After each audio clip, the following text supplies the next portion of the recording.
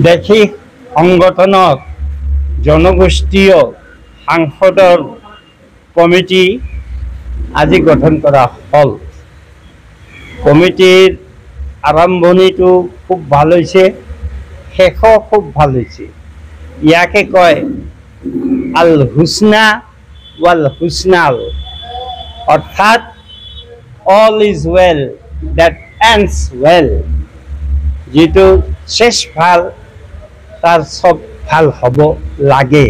আমি আশা কৰিছোঁ যে আমাৰ উদীয়মান মোৰ বাহিৰে বাকীবিলাক সব জোৱান, এই জোৱান ভাইটিহঁতে আমাৰ এই সাংসদক, এইটো জিলা নহয় কেন্দ্ৰীয় অল অসম, তাক আগবঢ়াই লৈ যাব।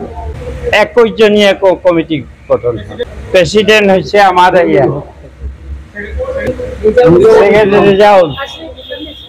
ৰিজাউল লাগে।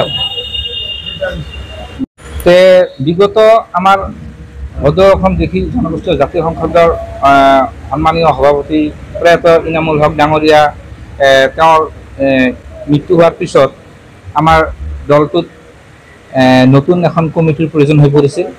আৰু সেই হিচাপে আজি আমি ইয়াৰ আগত যদি আমি এটা প্ৰচেষ্টা লৈছিলোঁ, সেইটো আমি সফল হ'ব পৰা নাই। গতিকে বৰ্তমান অসমত যি জ্বলন্ত সমস্যা, দেশীৰ যিখিনি সমস্যা আছে, এই সমস্যাখিনি অসমৰ প্ৰেক্ষাপটত আগবাঢ়ি লৈ যোৱাৰ কাৰণে, দাঙি ধৰাৰ কাৰণে আজি আমাৰ দেশী জনগোষ্ঠীয় জাতীয় সংসদৰ যিখিনি সদস্য বা আমাৰ শুভাকাংক্ষী আছে, তেওঁলোকে এটা পূৰ্ণাংগ কমিটিৰ অনুভৱ কৰিছে। আৰু সেই হিচাপে আজি ইয়াত এখন মিটিং, সাধাৰণ সভা পতা হৈছিল।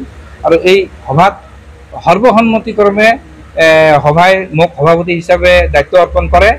মই আশা ৰাখিছোঁ যে আগন্তুক দিনত মই এই দলটোৰ যি গুৰু দায়িত্ব মোৰ ওপৰত বহন কৰিছে, মই সুচাৰুৰূপে পালন কৰিম।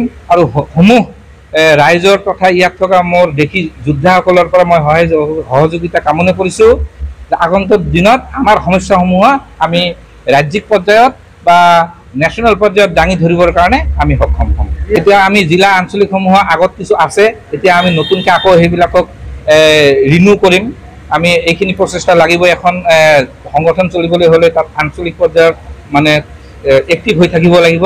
আৰু যিমানখিনি আছে আৰু যিখিনি নাই সেইখিনি আমি কৰিবৰ বাবে চেষ্টা কৰিম। নাই, আগত পুৰণি কমিটিখনৰ কিছু সদস্য আছে, আমি তেনেকৈ লৈ আজি এখন নতুন কমিটি গঠন কৰিছোঁ। যিহেতু সভাপতি নথকা অৱস্থাত কমিটি এখনৰ কোনো ভেলিডিটিটো নাথাকে, গতিকে আজি আমি এখন পূৰ্ণাংগ কমিটি গঠন কৰিছোঁ।